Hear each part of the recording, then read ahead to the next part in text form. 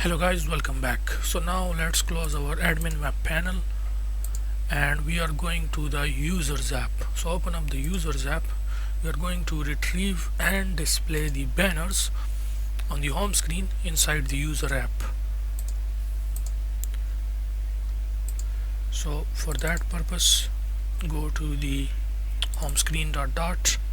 First of all, let's implement our reusable app bar, as we will need a simple app bar on our other screens as well. So instead of implementing like this and writing this code again and again, we will write a reusable code and we will implement app bar just like we did in the admin web panel. So let's remove this app bar and go to the projects where you have these projects. Go to the admin web panel, lib, and then view where we have widgets. Copy the my app bar dot file, copy it, and then come back here, right click on widgets, click paste and click OK. This is our my app bar. Now first of all, remove this package which shows error, and then all you need to do is just import home screen dot. So anyways, we will not need the navigation as this is the home screen. We have already defined the parameter which is the back button. Okay, so on here in the users app we have the drawer button. We don't need back button as this is our first home screen.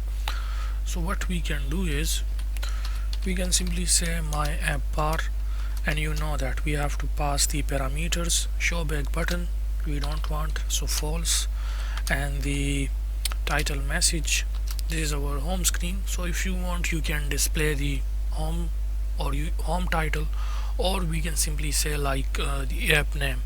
Let's say this app name is iFood, so you can just type iFood, or you can say foodpanda or talabat or zomato, any name. Then comes the body where we will add a single child scroll view since we will have multiple widgets. First we will display the banners which will be updating automatically in horizontal direction. Then we will have categories. After that, then we will have the popular, recommended items, and then of course the cafe or restaurants. So that's why we allow the scrolling on the home screen. So it will be like we need all these in a vertical direction, that is first banners, then categories, then recommended, popular items, then the seller, cafes and restaurants, just like you see in the introductory video of this course. So what we can do, we can simply use the column widget, and as I told you, first we will have banners, we will display banners, then we will have some space, and then we will display categories, then we will have recommended items, then after recommended some space, then popular items, then some space, and then of course we will display the sellers, which means the cafes and restaurants owners, and then after it some space. Now let's display the titles for categories. You can say align. Alignment will be alignment dot center left.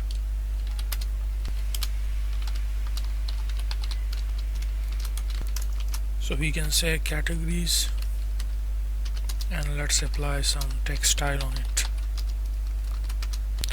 Font size and font weight.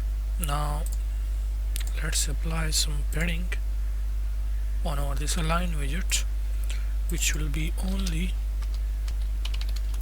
left side 4.0. and now the same title we can add for the recommended items.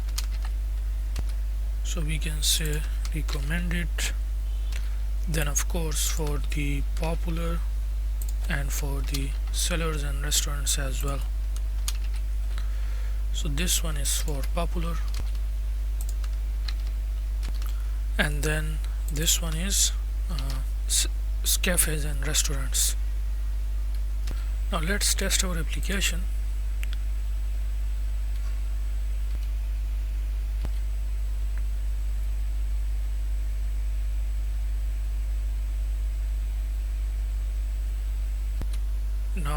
while using the app, that is the location permission it asks, so you have to allow. So this is our home screen, as you can see. Now if you see here, the drawer button become invisible. Now to fix this, what we can do is, as you know that this drawer is linked with this app bar, that is on this app bar the drawer button will be implemented. So what we can do is we will go to my app bar dot, and here inside our my app bar dot we can add our, we will basically add here a condition. Okay, we have to differentiate between showing back button and show the hamburger button for displaying the drawer. So when the show back button is true, in that case we will display the back button. Otherwise else, now we are going to make it nested ternary operator, just like nested if else condition. We will say if the show back button become equals to false,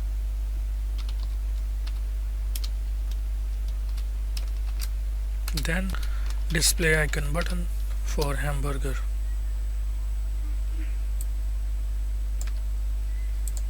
Else empty container.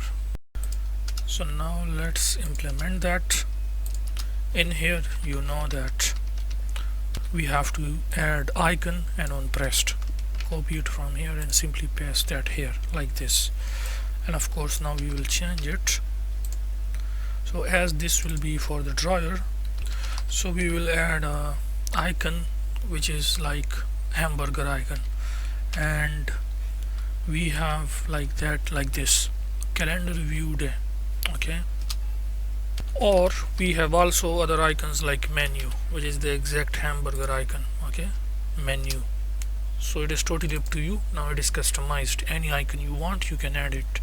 Now when the user click on that, we will open up the navigation drawer, the side navigation drawer. So we can say scaffold.off context dot open drawer, just like this.